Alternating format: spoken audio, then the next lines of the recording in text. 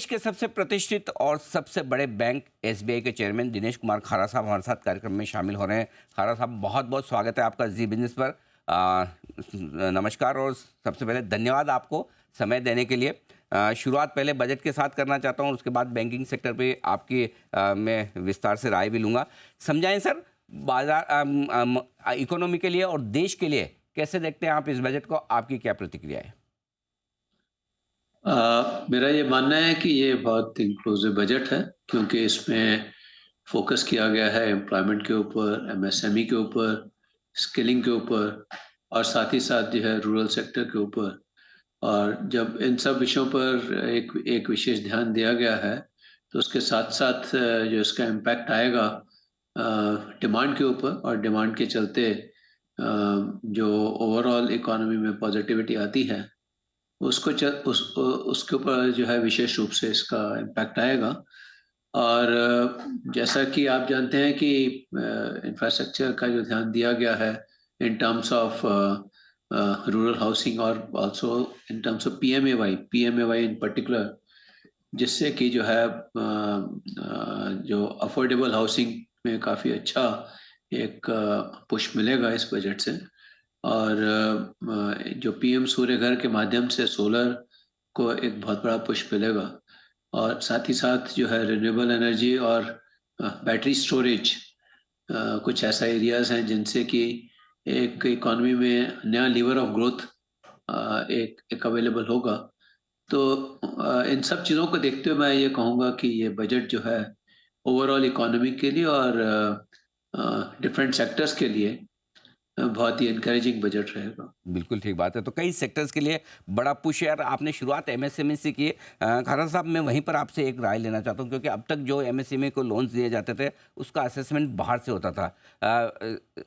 सरकारी क्षेत्र के जो बैंक है, बजट में कहा गया है कि अब आप इंटरनल असेसमेंट करके एमएसएमई को लोन दे सकते हैं। कितनी इससे प्रोसेस फास्ट होगी और एमएसएमई को क्या फ़ायदा होगा? एमएसएमई को प्रोसेसिंग हमेशा हमारे यहाँ इंटरनली भी हुआ करती थी। ऐसा नहीं है कि बाहर से असेसमेंट हुआ करती थी। लेकिन हाँ, अभी जो है हम लोगों ने खुद भी एमएसएमई के लिए विशेष रूप से कुछ कार्यक्रम बनाए हैं, और साथ ही साथ हमने एमएसएमई को लोन देने का जो प्रोसेस है वो बहुत डिजिटल कर दिया है। और इस प्रोसेस में हम लोग जो है जो इकोसिस्टम में जीएसटी और इस तरह की जो इंफॉर्मेशन अवेलेबल है उसको यूज़ कर कर हम एमएसएमई को लोन देते हैं। और 5 लाख से 5 करोड़ तक का लोन बिल्कुल डिजिटल हो चुका है। बिजनेस रूल इंजन के माध्यम से हम उसको जो है प्रोसेस करते हैं।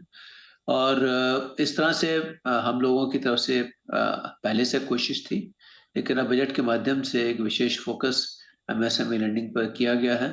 और जैसा कि आप जानते होंगे कि अभी जो ट्रेड्स के लिए जो एलिजिबिलिटी है उसका थ्रेशोल्ड लेवल कम कर दिया गया है। और उसके चलते जो है मेरी ये आशा है कि तकरीबन 700 के करीब जो है, और जो जो सीपीएससीज हैं वो ट्रेड्स पर आ जाएंगे। और इसके अलावा और बहुत से कॉर्पोरेट्स जो कि ट्रेड्स पर भी नहीं थे, वो लोग भी इस पर आ जाएंगे। और इसके ट्रेड्स पर आने से जो एमएसएमई को रिसीवेबल फाइनेंसिंग में एक बहुत ही सहूलियत उपलब्ध होगी। तो और रिसीवेबल फाइनेंसिंग मेरा मानना है कि एमएसएमई के लिए बहुत क्रिटिकल एक्टिविटी होती है। तो इस तरह से इस बजट में एमएसएमईज के लिए विशेष रूप से एक फोकस लेकर आया गया है। और ये भी कहा गया है कि जो गारंटी स्कीम है उसको भी लिबरलाइज किया जाएगा। और चूंकि हम लोगों ने ये देखा है कि जब कोविड के समय में भी जब पोर्टफोलियो लेवल गारंटी अवेलेबल थी एमएसएमईज को, तो एमएसएमईज को काफ़ी बड़ा एक प्रोटेक्शन का कवच मिला था। और उस तरह से बैंकर्स को भी एक कंफर्ट मिला था और एमएसएमईज को भी प्रोटेक्शन का कवच मिला था। तो उन सब चीज़ों को मद्देनजर रखते हुए इस बजट में आवश्यक प्रावधान किया गया है एमएसएमईज के लिए। खारा साहब, एक और बड़ा ऐलान जो है वो है कि इंसॉल्वेंसी प्रोसेस में तेजी लाने के लिए आईबीसी में कोड में कुछ बदलाव किए जाएंगे, ट्राइब्यूनल को और मजबूत किया जाएगा। क्या उम्मीद की जाए, क्या कुछ होगा इसमें? अ, अभी हम थोड़ा इस विषय में डिटेल्ड गाइडलाइंस आ जाएं, लेकिन ये बहुत क्लियरली एक इकोसिस्टम में एक बहुत बड़ा स्टेप होगा। और अगर आईबीसी का हमने देखा है कि पिछले गत वर्षों में भी आईबीसी के माध्यम के आने से ही जो है काफ़ी बदलाव आया था, और अब अगर इसमें और अधिक इम्प्रूवमेंट किया जाएगा, तो मेरा ये मानना है कि रिकवरी इसमें और अधिक सपोर्ट मिलेगी बैंकिंग सेक्टर को। ठीक बात है। थोड़े अब सवाल आपसे मैं बैंकिंग सेक्टर पे भी लेना चाहता हूँ। आम तौर पर एसबीआई को छोड़ दें, क्योंकि आप तो देश के सबसे बड़े बैंक है, सबसे ज़्यादा भरोसा अगर हिंदुस्तान में किसी को एक बैंक पर है तो वो एसबीआई है। सारे कस्टमर्स वहाँ डिपॉजिट रखना पसंद करते हैं, प्रीफर करते हैं। लेकिन ओवरऑल बैंकिंग सेक्टर में डिपॉजिट ग्रोथ को लेकर बड़ी चिंताएं, डिपॉजिट बैंक से निकलकर दूसरी जगह जा रही हैं। कैसे देखते हैं आप इसे, और इसे चुस्त करने के लिए, ठीक करने के लिए क्या करने की ज़रूरत है? देखिए, ऐसा है कि डिपॉज़िट भी एक एसेट क्लास है, जैसा कि share market, mutual fund, gold, उससे उस तरह से डिपॉज़िट भी एक एसेट क्लास है। लेकिन ये माना जाता है कि जब इन्फ्लेशन रहता है, तो नॉर्मली जो डिपॉज़िटर है वो इन्फ्लेशन पॉज़िटिव रिटर्न की इच्छा रखते हैं, और उसके उसके चलते अगर वो रिस्क रिवार्ड रिलेशनशिप अगर उनको सूट करता है, तो वो लोग, कुछ लोग जो है अपना पैसा अपना मार्केट रिलेटेड इंस्ट्रूमेंट्स में भी लगाते हैं। तो अभी हमने देखा है कि जैसे कि आप जानते होंगे कि बैंकिंग सिस्टम का जो डिपॉजिट बेस है वो तकरीबन 210 ट्रिलियन के करीब है, और म्यूचुअल फंड इंडस्ट्री जो है वो तकरीबन 60 ट्रिलियन हो चुकी है। सिमिलरली इंश्योरेंस भी तकरीबन 60 ट्रिलियन के करीब पहुंच गया है। तो ये एक वेरियस ऑप्शंस अवेलेबल हैं डिपॉजिटर्स के पास, और लेकिन हाँ, ये आप ज़रूर कह रहे हैं, जैसा आप कह रहे हैं कि हमने देखा है कि डिपॉजिट का ग्रोथ और एडवांसेस के ग्रोथ में काफ़ी गैप दिखाई दे रहा है। और मेरा ये मानना है कि जब डिपॉजिटर्स अपना रिस्क रिवार्ड को इवैल्यूएट करेंगे और पोस्ट टैक्स रिटर्न्स को देखेंगे, तो शायद उनका जो है डिपॉजिट भी उनके लिए अट्रैक्टिव हो सकता है। और वैसे भी अभी भी बैंकिंग सिस्टम में अगर सेविंग्स बैंक डिपॉजिट भी ऑफ़र किया जाता है, तो उसमें मल्टी ऑप्शन डिपॉजिट का एक ऑप्शन दिया जाता है, जिससे कि बियॉन्ड द थ्रेशोल्ड वो एक फिक्स डिपॉजिट में कन्वर्ट हो सकता है। इस तरह की बहुत सी सुविधाएँ उपलब्ध करवाई जा रही हैं। लेकिन ये ज़रूर मानना रहेगा कि अगर बाकी के फाइनेंशियल सेक्टर में जहाँ भी कुछ पैसा जाएगा, वो बैंकिंग सिस्टम के माध्यम से ही जाएगा। तो उस तरह से डिपॉज़िट जाएगा, तो या फाइनेंशियल सेक्टर में जो भी ग्रोथ होगी, उसके चलते बैंकिंग सिस्टम में भी ग्रोथ होगी। लेकिन कितना डिपॉज़िट बैंक्स में टर्म डिपॉज़िट के शेप में रहेगा, वो समय के चलते हमें देखना रहेगा।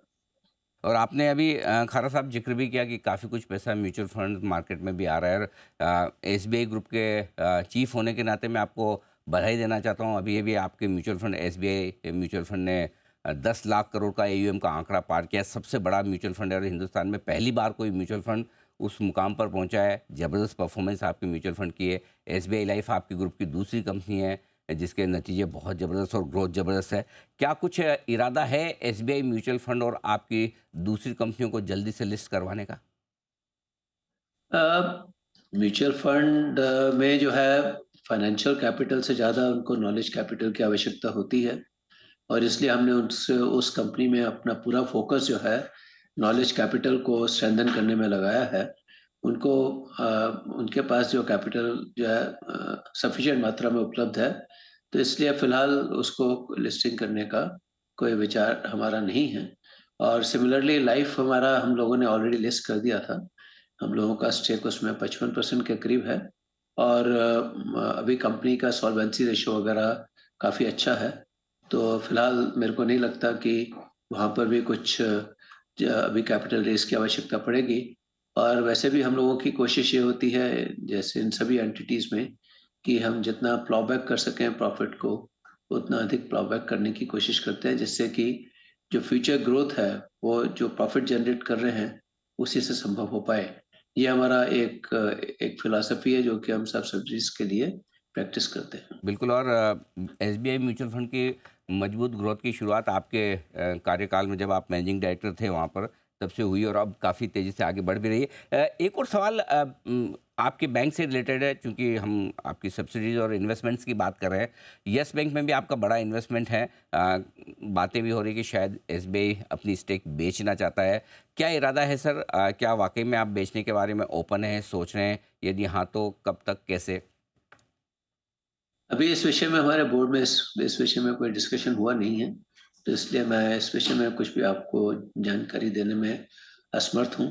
ठीक बात। जब उचित समय पर आपको आवश्यक जानकारी दी जाएगी। अवश्य सर। एक और बात जो आपसे पूछना चाहता हूँ वो ये कि एग्रीकल्चर और रिटेल, क्योंकि अभी इस क्वार्टर में हम जो नतीजे देख रहे हैं इस तिमाही में ज़्यादातर बैंक्स के एनपीए ग्रॉस और नेट लेवल पे थोड़े थोड़े बढ़कर आना है। आपके एसबीआई के रिजल्ट अभी आना बाकी है, बट जो बैंक्स हमने देखे, क्या कहीं एग्रीकल्चर और रिटेल इन दो सेक्टर्स में कहीं एसेट क्वालिटी पर आपको थोड़ा दबाव आते हुए दिख रहा है बैंकिंग सेक्टर में?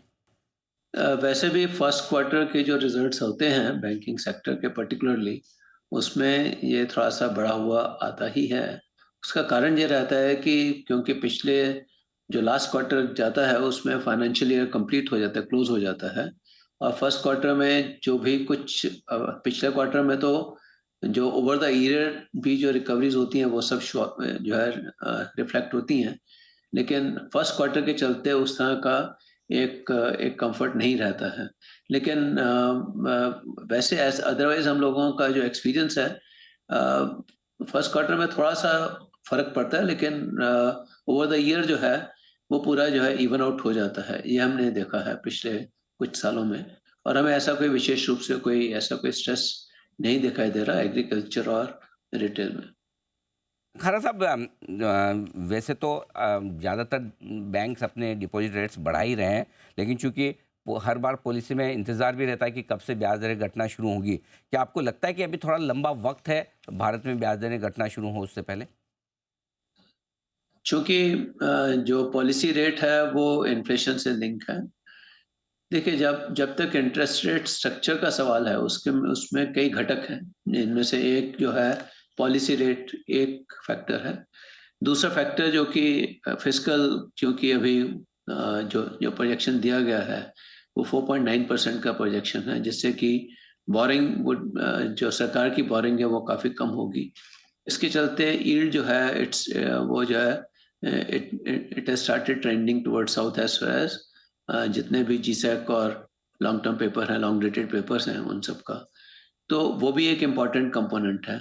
लेकिन इस बात को भी इग्नोर नहीं किया जा सकता कि डिपॉज़िट की अवेलेबिलिटी क्या है और इन सब चीज़ों को देखते हुए ही इंटरेस्ट रेट स्ट्रक्चर इवॉल्व होता है। तो हमें देखना रहेगा over the period of time ये सब घटक जो है किस तरह से बिहेव करते हैं जी, और इवेंचुअली इनका जो इंटरेस्ट रेट पर क्या इम्पैक्ट आता है। बिल्कुल। खारा साहब, बहुत बहुत धन्यवाद आपका। आपने हमें समय दिया। बजट के प्रोविजंस और साथ ही बैंकिंग सेक्टर के आउटलुक पर विस्तार से हमारे दर्शकों को आपने इंसाइट, पूरी जानकारी और डायरेक्शन दिया। Thank you so much sir. बहुत बहुत शुक्रिया आपका थैंक यू। हमें समय थैंक देने के लिए। दिनेश कुमार खारा साहब, एमडी चेयरमैन एसबीआई, देश के सबसे बड़े बैंक के, बताते हुए बजट के बारे में और साथ ही बैंकिंग सेक्टर के आउटलुक के बारे में।